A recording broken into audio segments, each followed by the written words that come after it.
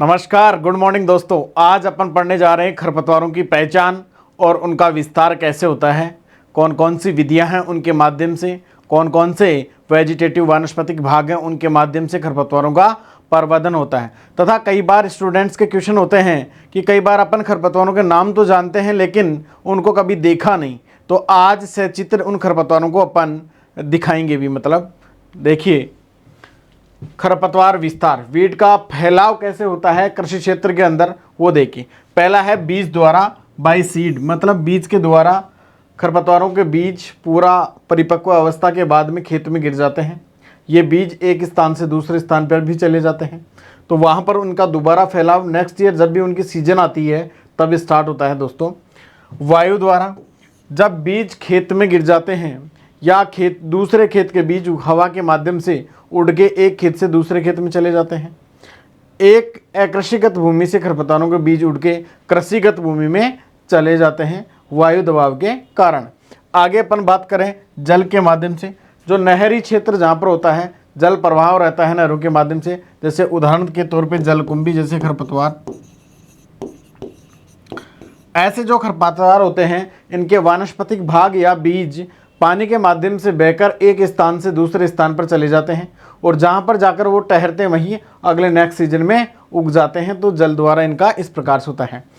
पशु एवं चिड़ियों द्वारा, कई बार जैसे खरपतवार अपन पशुओं को खिलाते हैं या चिड़िया वगैरह ये खरपतवार के बीज खा लेती हैं तथा वो अपनी बीट दूसरी जगह जहाँ पर करती हैं वहाँ जाकर वो बीज भी साथ साथ गिर जाते हैं और वो बीज वहाँ पर उग जाते हैं। ऐसा ही पशु के साथ है, जैसे पशु चर के कहीं पे आ रहा है, खरपतवार खा के आ रहा है और खेत में अपन ने उसका गोबर डाला है तो उसके माध्यम से खरपतवार फैल जाते हैं। नेक्स्ट दोस्तों, मानव के माध्यम से, मानव कृषि यंत्रों में एक खेत से खलियाँ निकल के दूसरे खेत में लेके जाता है तो उस टाइम में अपन ध्यान नहीं रखते, एक खेत के खरपतवार दूसरे खेत के चले जाते हैं बीजों के माध्यम से। साथ साथ में कई बार मानव क्या करता है, मतलब जब बीज की बुआई करता है तो बीज अशुद्ध रहता है, मतलब उसमें खरपतवारों के बीज भी मिक्स आ जाते हैं तो उनको बाहर निकालता नहीं है, तो उस गलती की वजह से भी खरपतवार अपने खेत में फैलने के चांसेस रहते हैं। नेक्स्ट, खाद के माध्यम से, कई बार अपन गोबर का कच्चा खाद डाल देते हैं तो डिकम्पोजिशन जब उसका नहीं होता है तो उसमें खरपतवारों के बीज भी क्या रह जाते हैं, जिंदा रह जाते हैं।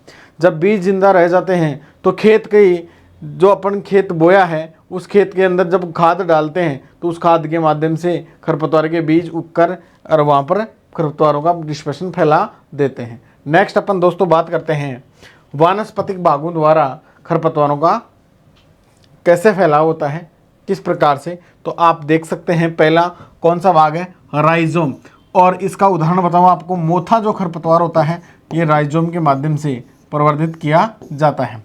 आप इस पिक में देख सकते हैं, इसे एक राइजोम कहते हैं जो नीचे वाला भाग है और इसके माध्यम से ही मोथे को प्रवर्धित किया जाता है। मोथा एक प्रकार का बहुवर्षीय खरपतवार है। नेक्स्ट अपन देखते हैं ऊपरी भूस्तरी। यह आपके सामने ऊपरी भूस्तरी का उदाहरण है, दूब घास।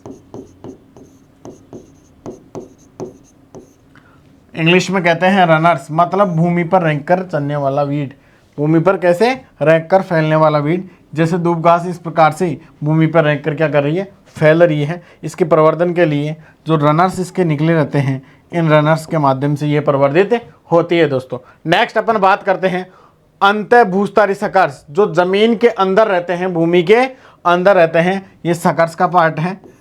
इन सकर्स के माध्यम से भी खरपतवारों का प्रवर्धन होता है। इस प्रकार से आप चित्र में देख सकते हैं दोस्तों।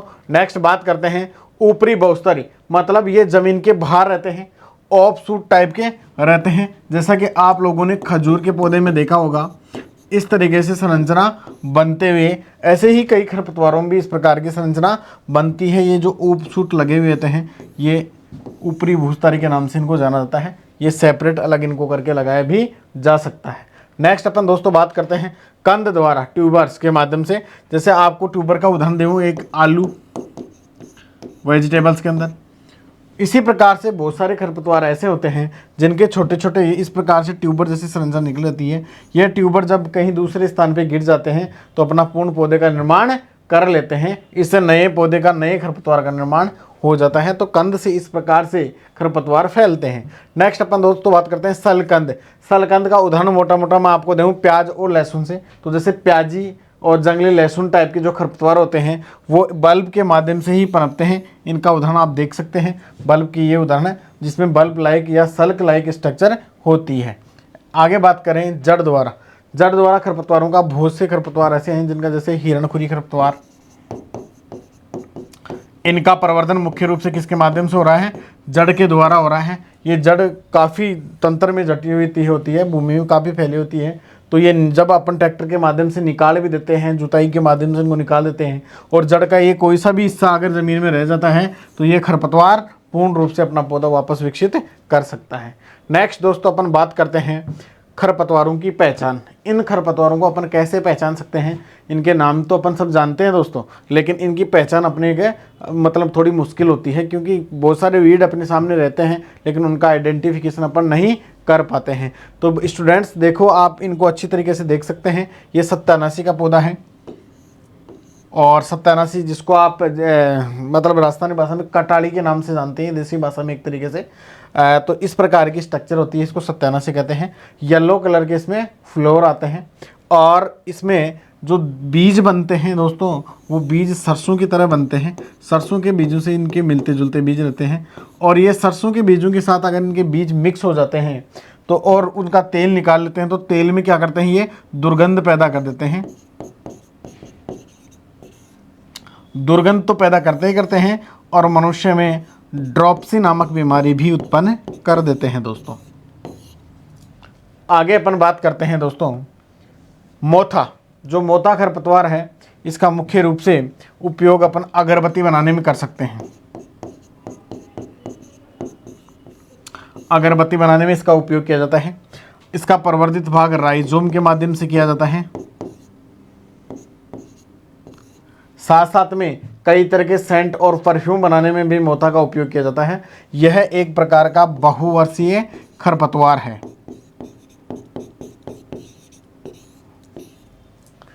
तो इस प्रकार से आप मोथे की संरचना देख सकते हैं। मोथा इस प्रकार का खरपतवार होता है। नेक्स्ट दोस्तों बात करते हैं अपन गाजर घास।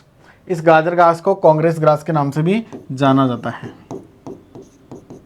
कांग्रेस घास के नाम से भी जाना जाता है। और गाजर घास जो है इसका आयात मुख्य रूप से ये अमेरिका से आई थी। अमेरिका से सबसे पहले आई थी ये गाजर घास। ये गाजर घास मनुष्य में दमा, अस्थमा और एलर्जी जैसी बीमारियां पैदा कर देती है। एक तरीके से इसको अपन नॉक्सियस वीड की संज्ञा दे सकते हैं। नॉक्सियस वीड क्या होता है? नॉक्सियस वीड वह खरपतवार जिसका कंट्रोल करना बहुत कठिन होता है, उसे नॉक्सियस खरपतवार के नाम से जाना जाता है। तो ये जो गाजर घास खरपतवार होता है इसका कंट्रोल करना भी बहुत कठिन रहता है।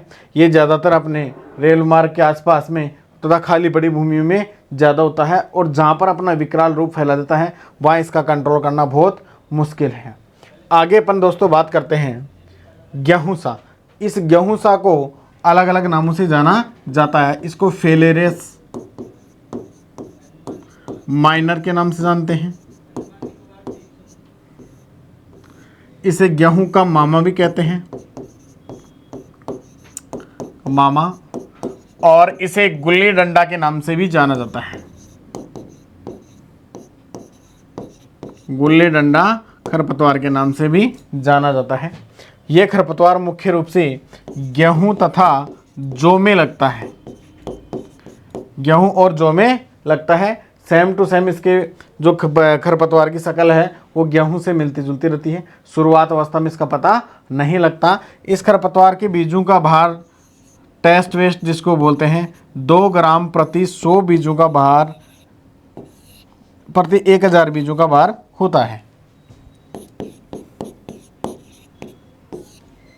इस प्रकार से दोस्तों ये मोथा खरपतवार है। मुख्य रूप से ये रबी ऋतु का खरपतवार है, रबी ऋतु का।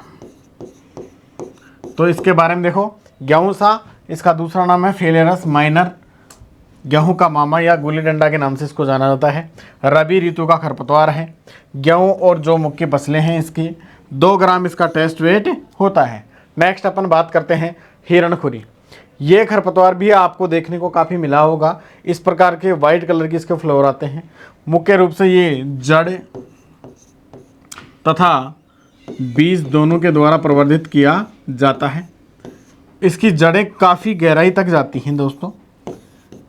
और यह एक प्रकार का बहुवर्षीय खरपतवार है तथा यह द्विबीजपत्री खरपतवार है।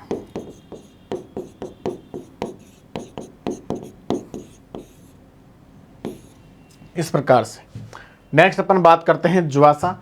इस प्रकार का ये रेगिस्तानी प्रकार का खरपतवार है। रेगिस्तानी क्षेत्र में ज़्यादा उगता है ये और बहुवर्षीय खरपतवार है। ज्वासा का आपने नाम सुना होगा, लेकिन ये बहुत कम जगह देखने को मिलता है। जहाँ रेगिस्तानी क्षेत्र मुख्यतः हैं वहाँ ही ये वीड मिलता है। नेक्स्ट अपन बात करते हैं दोस्तों कांस। कांस आप लोगों ने देखा होगा, इसे देसी भाषा में कूचा के नाम से जाना जाता है। अपन सरकंडे भी बोल सकते हैं अपन। और ज़्यादातर मुख्य उपयोग इसका छप्पर बनाने में, छान वगैरह इनके बनाने में किया जाता है। यह भी एक प्रकार का बहुवर्षीय खरपतवार है। सकरी पत्ती वाला खरपतवार है और ये रेगिस्तानी क्षेत्रों में तथा खेत के आसपास के मेड़ों के ऊपर आपको काफ़ी दिखाई मिल जाता है। देखने को आप अच्छी तरीके से इसको देख सकते हैं। नेक्स्ट दोस्तों अपन बात करते हैं बथुआ। बथुआ इस प्रकार का आप सब जानते हैं बथुए को। यह चौड़ी पत्ती वाला खरपतवार है। कैसा है? चौड़ी पत्ती वाला। चौड़ी पत्ती वाला खरपतवार है। इसके साथ साथ में क्या है, ये एक वर्षीय है। एक बीजपत्री की जगह क्या है, ये द्विबीजपत्री है।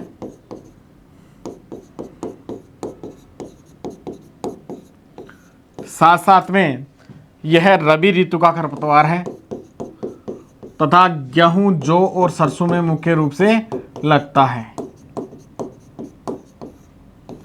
और यह वीड हमेशा आपको देखने को मिल जाएगा। इसे एक वर्षीय खरपतवार के नाम से जानते हैं। यह अक्टूबर महीने के अंदर उगकर और मार्च अप्रैल महीने तक अपनी लीला समाप्त कर लेता है। जहां तक वानस्पतिक वृद्धि से लेकर बीज बनाने तक के कार्य पूर्ण कर लेता है। मुख्य रूप से इसका प्रवर्धन बीज के माध्यम से होता है। नेक्स्ट दोस्तों चलते हैं अपन पत्थर चट्टा। ये खरपतवार भी आपने कई कई जगह देखा होगा। इसकी पत्तियां काफ़ी मोटी होती हैं। जो ये पत्तियां दे रखी हैं, लीव्स दे रखी हैं, काफ़ी मोटी और सख्त होती हैं। मुख्य रूप से बहुवर्षीय खरपतवार है। ये चौड़ी पत्ती वाले खरपतवार के नाम से इसको जाना जाता है। और आजकल तो इसका उपयोग पथरी जैसी बीमारियों को निकालने में भी किया जाता है। जैसे मनुष्य के शरीर में स्टोन हो जाती है कई बार, तो इसका रस निकाल के पीने से वो पत्थर चट्टे के माध्यम से बाहर निकल कर आ जाते हैं स्टोन वगैरह। नेक्स्ट अपन बात करते हैं दोस्तों करसन नील। इस प्रकार का खरपतवार भी आपको देखने को मिला होगा। बहुत सुंदर फूल वाला खरपतवार है ये करसन नील। बहुवर्षीय प्रकार का खरपतवार है। नेक्स्ट अपन बात करते हैं दोस्तों प्याजी। आपने सरसों के खेत में, गेहूं के खेत में प्याज की जैसे एक प्रकार का ये क्या है, नकलची खरपतवार है। एक वर्षीय है और सकरी पत्ती वाला खरपतवार है। प्याज की जैसे दिख जाएगा आपको कि ये सरसों के खेत में बीच बीच में खड़ा है। इस प्रकार से इसके सफ़ेद कलर के क्या आते हैं, फ्लावर आते हैं। जैसे अपने प्याज की पत्तियां होती हैं उसी प्रकार की इसकी पत्तियां आपको दिखाई देंगी दोस्तों। नेक्स्ट दोस्तों अपन बात करते हैं कि जो ये प्याजी खरपतवार है, इसको पशु खाने पर उनके दूध के अंदर तथा दुग्ध से बने उत्पादों के अंदर दुर्गंध पैदा हो जाती है। आगे बात करते हैं जंगली गाजर। इस प्रकार की होती है जंगली गाजर। पशु को खाने पर ज़्यादातर कंडीशन में इससे गर्मी की वजह से गर्भपात जैसी बीमारियां भी हो सकती हैं दोस्तों। यह खरपतवार अभी तो कम क्षेत्रों में देखने को यहाँ पर मिलता है। नेक्स्ट अपन बात करते हैं जंगली गोभी। इस प्रकार का खरपतवार होता है। चौड़ी पत्ती वाला खरपतवार होता है। बहुवर्षीय नेचर का नहीं होता। ये कैसा होता है, जंगली गोभी क्या द्विवर्षीय होता है। कैसा होता है, द्विवर्षीय खरपतवार की संज्ञा दी गई है। यह खरपतवार एक वर्ष में अपनी वानस्पतिक पूर्ण वृद्धि पूर्ण करता है तथा दूसरे वर्ष में बीज बनाने का कार्य करता है। नेक्स्ट अपन बात करते हैं दोस्तों जंगली चौलाई। जंगली चौलाई भी आपको ये क्या खरीफ ऋतु का खरपतवार है, देखने को बहुत सारा मिल जाएगा। मुख्य रूप से ये बाजरा, मक्का जैसी फसलों में आपको देखने को मिलेगा। खरीफ ऋतु का खरपतवार है। ये क्या जून जुलाई के अंदर उगता है और सितंबर से अक्टूबर तक अपनी लीला पूर्ण रूप से समाप्त कर लेता है। दोस्तों यह खरपतवार, इसका प्रवर्तन बीज के माध्यम से होता है। किसके माध्यम से होता है? बीज के माध्यम से।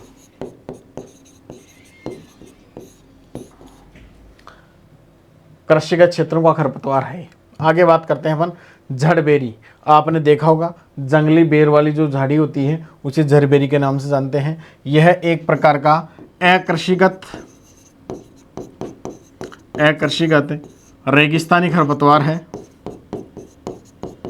और साथ साथ में बहुवर्षीय टाइप का है। ये भी काफ़ी बार आपको देखने को मिल जाता है, मेड़ों के ऊपर देखने को मिल जाता है और खेत में भी देखने को मिल जाता है। नेक्स्ट अपन बात करते हैं अमरवेल। यह एक प्रकार का परजीवी खरपतवार है। कैसा है? परजीवी, जो अपना पोषण रिज्का जैसी फसलों पर प्राप्त करता है तथा और अन्य पेड़ों पर भी आपको देखने को ये मिल जाएगा। इसका प्रवर्धन मुख्य रूप से इसकी जो बेल होती है उसके माध्यम से होता है, तंतु के माध्यम से। बहुवर्षीय प्रकार का है ये भी और ये परजीवी है, मतलब अपना पोषण दूसरे प्लांट पर रहकर ही प्राप्त करता है। एक प्रकार का हानिकारक खरपतवार की संज्ञा दी गई इसको। नेक्स्ट अपन बात करते हैं दोस्तों दूब घास। दूब घास आप लोगों ने सबने देखी है, जानते भी हैं। बॉटनिकल नेम क्या होता है इसका? साइलोन डैक्टाइलोन।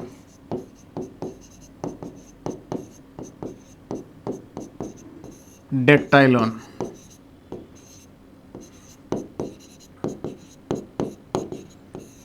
एक बीजपत्री है।